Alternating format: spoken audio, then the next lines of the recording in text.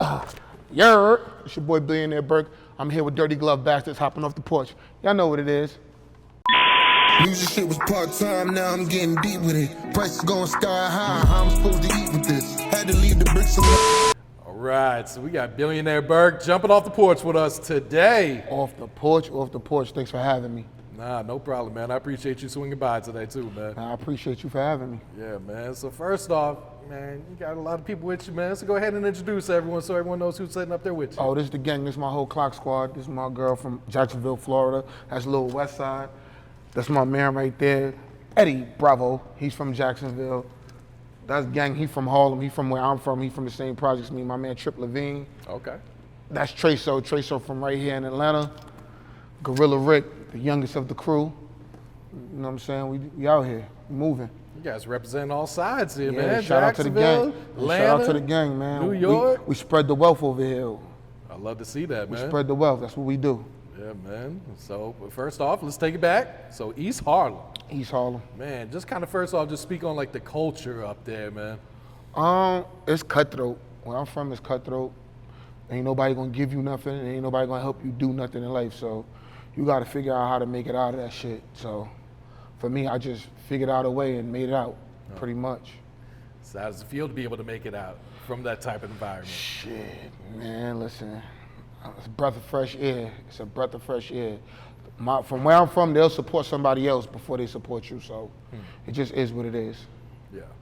And taking it back to your childhood, like what were you into as a kid? Were you playing sports? Were you always into music or? Nah, as a kid, I grew up in group homes and stuff. Like, my mom's had me kind of young.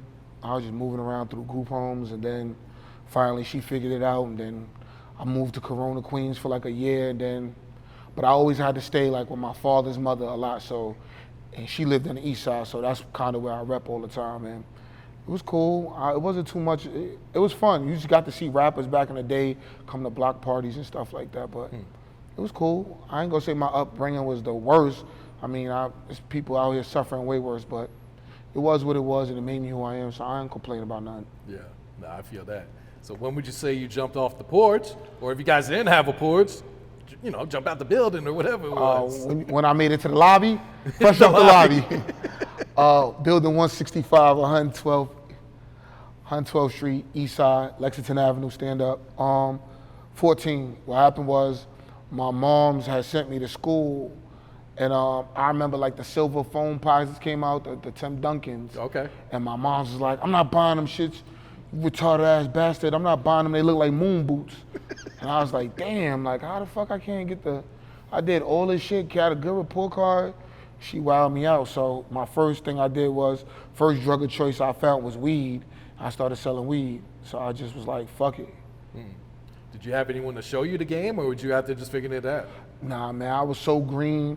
I was doing dumb shit. I ain't even gonna lie. I was naming the weed after rap labels. I was like, yo, I got that new Rockefeller. That shit was crazy. I just was naming the weed anything. But, you know, I lived and I learned. Then I went on to doing other things and other things and other things. And Yeah.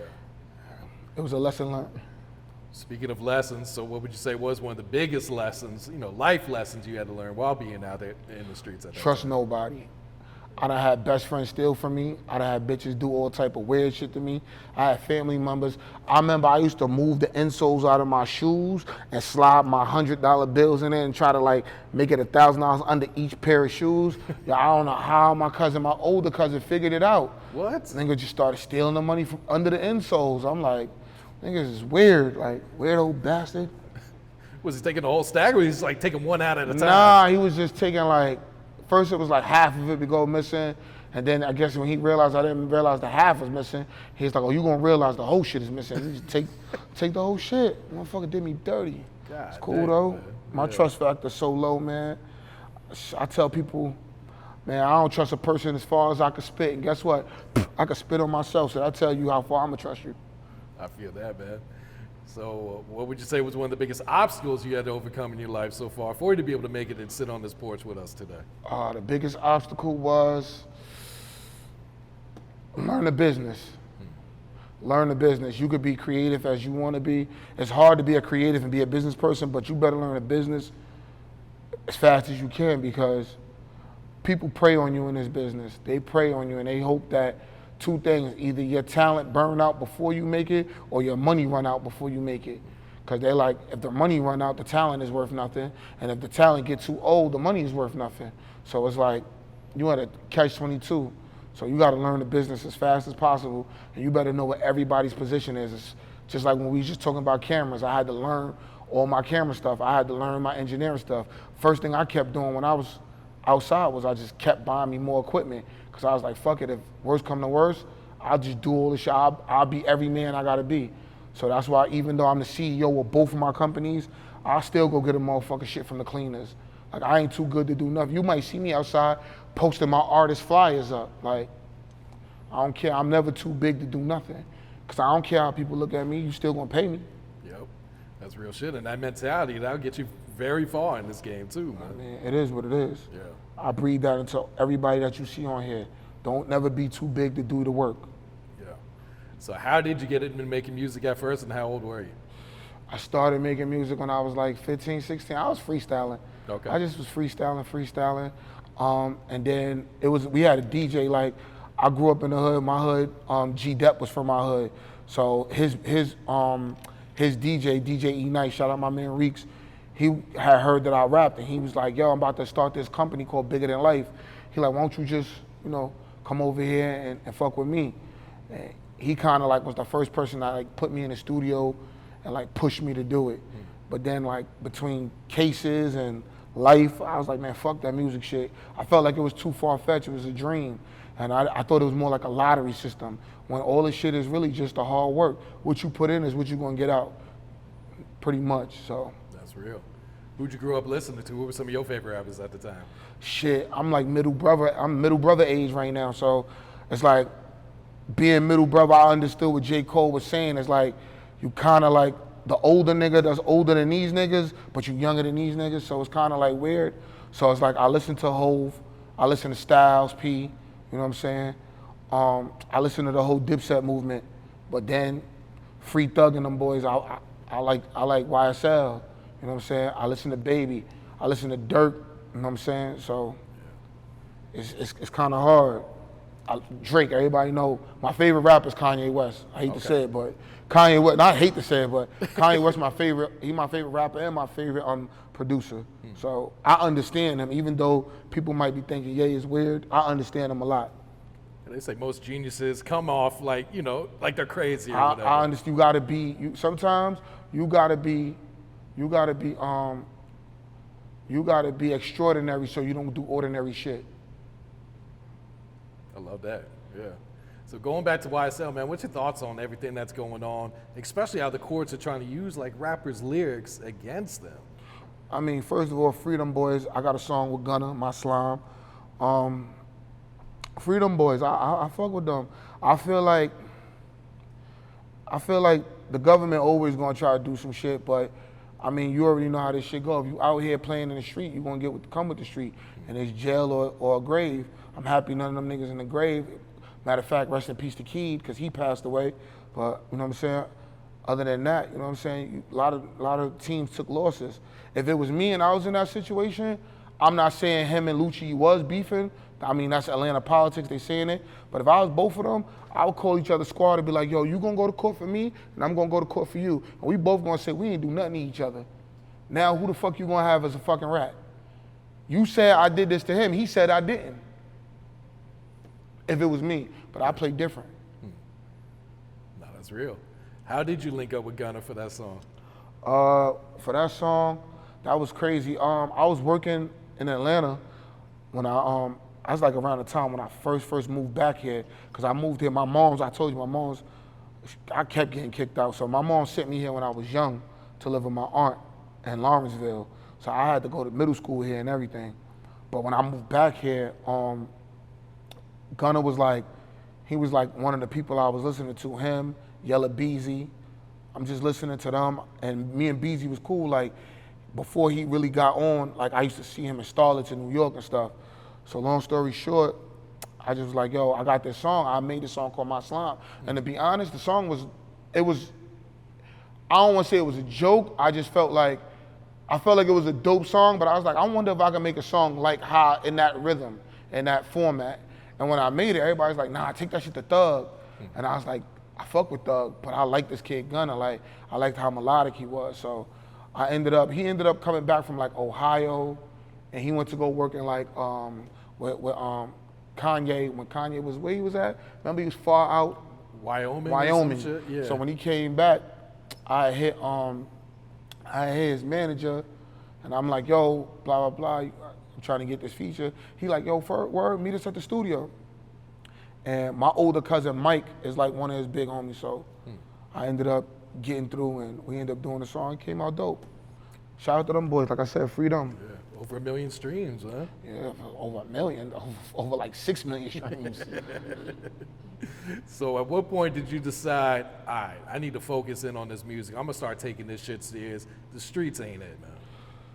Shit, about 4 or 5 years ago, I started off as how I am, a CEO. I signed to artists. I got an artist named Raish. I did a partnership deal. Me and my partner, Caddy Jones, we did a partnership deal with Chris Jones and Prince Charles over at Atlantic. So we did the partnership deal with them. And not like that, I realized for me, I don't want nobody to have my livelihood in their hands. And I felt like artists sometimes can have your livelihood in their hands, because motherfucker wake up tomorrow and quit on you, and you all that you invested just went down the drain. So I told myself, before I let somebody just quit on me, I'll make sure I won't quit on myself. So it made me get back. I was already back in music. It just made me get back into rapping. And then, rest in peace, Dolph. Dolph was like a big inspiration to that. I seen Dolph doing it, and I'm like, yeah, that's what you got to do. Boss up, be a big CEO to where your artists know. Like, if you watch Gucci signed a lot of people, but piss Gucci off, you won't be signed no more. Real shit. So I just felt like that was kind of like the road I needed to follow. I like them footprints. I like the forefathers of that. Yeah. So do you have any artists on the label right now? Hell yeah, you sitting here watching them right Okay. here. My producers, I got artists. Yeah, we rocking. We rocking. Y'all gonna hear a lot from West Side. Y'all gonna hear a lot from motherfucking Gorilla Rick. Y'all gonna hear a lot from Trey So about to start dropping. My man Eddie. Eddie's is a twofold. He's the new Kanye. You know how Kanye say he missed the old Kanye? Well, guess what, Kanye? I'm gonna let you meet the new Kanye. You know what I'm saying? My man Eddie Bravo. You know what I'm saying? You got my man Trips. You got Greg. Greg not here. He in LA right now. But gotta give my man Greg a shout out. And I'm not even gonna lie to you. This all started with another producer I was working with majority of the times. Cool Dre. Shout out Cool Dre. You know what I'm saying? He helped me and him develop the sound together. And that's how this shit started moving forward. Yeah.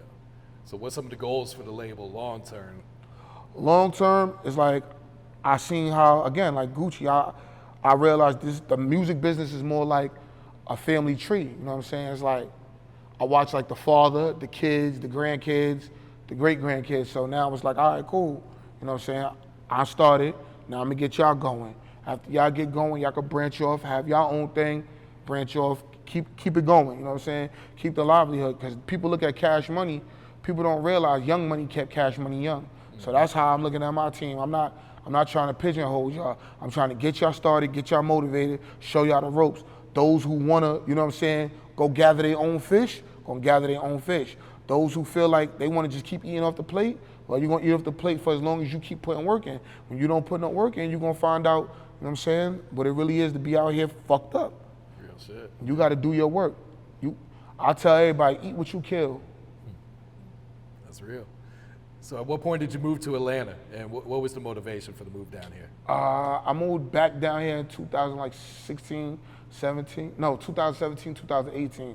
The motivation was I came down here to work with my artists in the studio, and I had to keep coming back and forth, the hotels, the rental cars. I just didn't like that. And my aunt, my mom sent me down here, she still live here. My other aunt, my oldest aunt, she live here. And I got a slew of cousins here, so they was like, man, cuz, you come stay at our crib. I did that for a little while, and I ain't like that neither. So I was like, I'll get my own shit. I just moved down here. Yeah.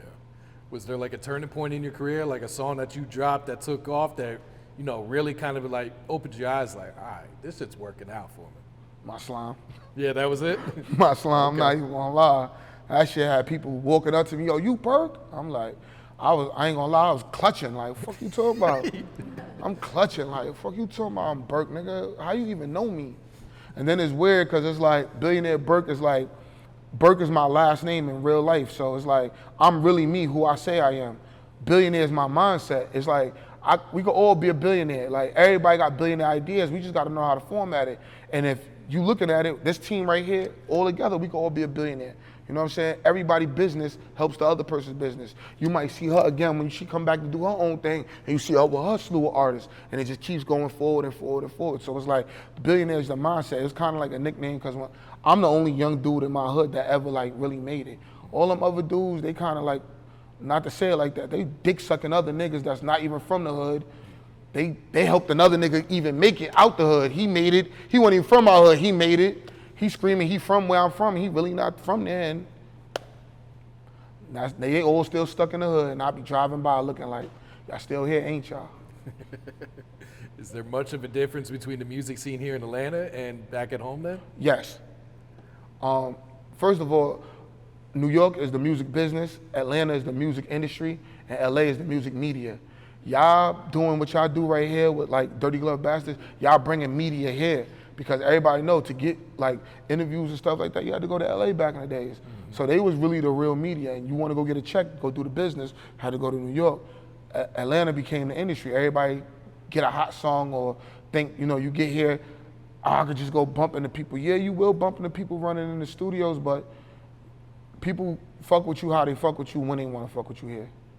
So don't believe you just gonna move to Atlanta and you gonna blow overnight. Like, I blew overnight. That shit, yeah. I blew overnight. I moved to Atlanta. Nigga, did you even move to Atlanta? Cause there's a lot of outskirts and you didn't really live in Atlanta.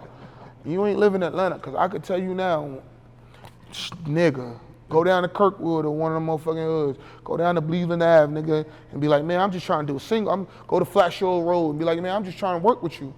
Man, them boys tear your ass up. Real shit, man. Betta Days, is that the new single you pushing right now? Yeah, Betta Days with my dog right here. Okay. So what was the inspiration going into creating this song? We went to Cool Dre house and we were just talking about bullshit, a bunch of bullshit. And I think at that time we all was going through little odds and ends, and it just became one of them situations. And then I always be telling my crew about like people who, I don't like selfish people, you know what I'm saying? So I feel like when you got a crew, if you ain't got a Sprinter, you know what I'm saying? But you got a fucking Maybach or some shit, you selfish. I don't like that shit. Make sure if everybody ain't got a hot car, make sure at least motherfuckers can pull up in a Sprinter looking good when we go to the club. You know what I'm saying? But we look even better, all of us pulling up in Hellcats. You know what I'm saying? They know the rules. Yo, we not stopping at no lights. We clutching, and we gonna get where we need to go. Everybody know where to meet up at. Yeah. So it's like, nah, we just pray for better days. It's a lot that went on. And we was doing that. I think we really made that song, to be honest, I think we made that in the middle of the pandemic. Okay. Yeah, we went, because we was at Dre house. We made that shit in the middle of the pandemic. We was all going through shit. My grandmother died. Kiki was going through shit. She was losing, she from Jacksonville. She lose a new person every day. She wake up with a dead person every day, so. Yeah. What's your creative process like? Do you be writing or you punch in? What would you say? Honestly, you just kind of go through it. When you write first, for sure, and then like it depends on the situation. You're punching these two. Yeah, my shit is a little unorthodox. Honestly, shout out to Beezy and shout out to Gunna. Cause before them, I used to write a whole song out and don't remember what the fuck the melody was. So I used to go in there and be like, yo, what the fuck? How did I say this part? Fuck my whole life up when I went in there. Beezy did that shit one line at a time. One line, bang, bang, bang. He did my feature in like 15 minutes. Like, bang, he did White Bitches and Cocaine. Bang, bang, bang. He came out, he said, bro, you like that? I said, play it. He's like, yeah, I'm about to put all the sauce on it right now. And he knocked that bitch right out. Gunna was different. Turbo was sitting right here, Gunna was sitting right here. That nigga Gunna did some shit. I said, oh, he about to give me a garbage feature. Oh my God, he was just like, I'm like, oh, this nigga, he about to mumble his way through this one. And word to mother, he like, all right, Turbo, I'm ready. He tapped Turbo, and that's why now I can't record in the booth. I gotta record next to my engineer. So we gotta vibe, I gotta vibe with you. I gotta be able to tap you. And that motherfucker is just words, just running. I'm like, how the fuck you did that? That shit came out crazy. So now, like, this is my rap poem right here. Actually, if I lose this, I'll be stressed. I can't write a song. We go in, and I gotta go with the emotion of what I'm feeling for the day.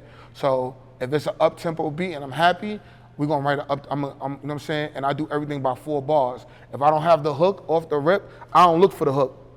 I just do 4 bars. Okay. 4 bars, and then till I get to a 12, and then I'll be like, oh, that's hard. Then I'll break the hook, or she'll do the hook, or he'll do the hook, or Tripper do the hook. Rick, somebody, anybody do the hook and be like, that shit hard? I'll be like, yeah, that shit hard. Let me get that. We worry about it in the splits. Yeah, I feel that. So that's pretty much it. Yeah. So what happened with the Whoopty song? Oh shit, you bring that up. Whoopty, to put it short term, Whoopty is a terminology that's used by a certain group of people from a certain place.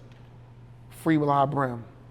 And long story short, I made a song called Whoopty, and when I put the song out, the song was moving, it was doing good, it was on Power 105, I shot the video. Literally, Pop Smoke was supposed to be on the song.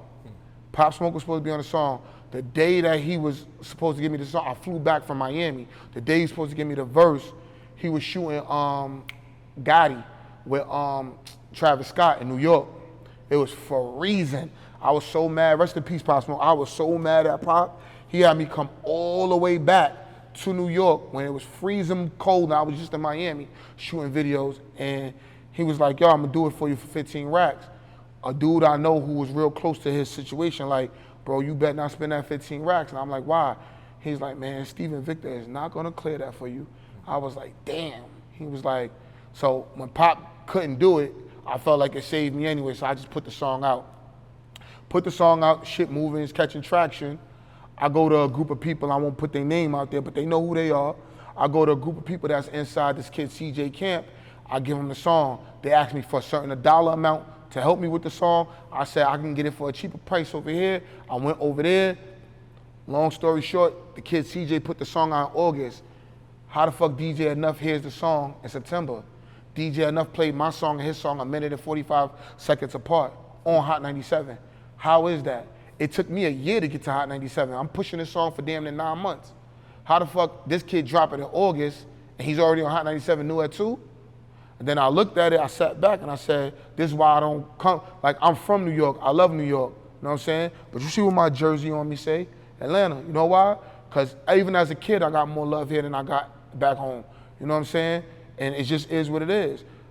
The Spanish community stuck together. All the Spanish DJs in New York stuck together. All the Spanish dudes in New York stuck together. His first show was in Orlando, Florida. If you go look back, they're probably going to erase it once you drop this. His first show was in Orlando. Per capita, Orlando has the most Puerto Ricans. They moved him out there, had him doing shows out there. When he was doing the shows out there, somebody called me, yo, he out here, you want us to stick him? What he don't know is, when I recorded Whoopty in Tampa, Florida, and had everybody come from Orlando, Florida, in the studio with me. I got all the footage.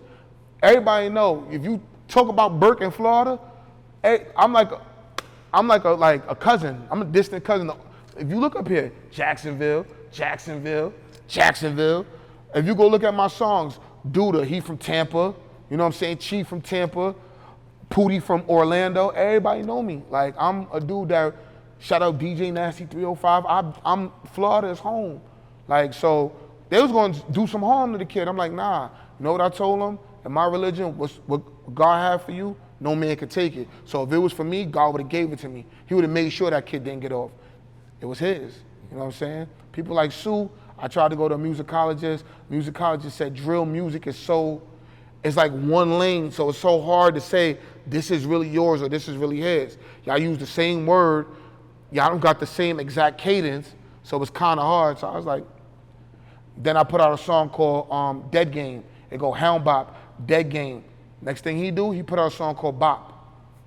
Go look, I don't gotta lie, everything is on YouTube. Look at the dates, match it up. YouTube and Spotify, Apple not gonna change the dates for me. Not gonna change the dates for him.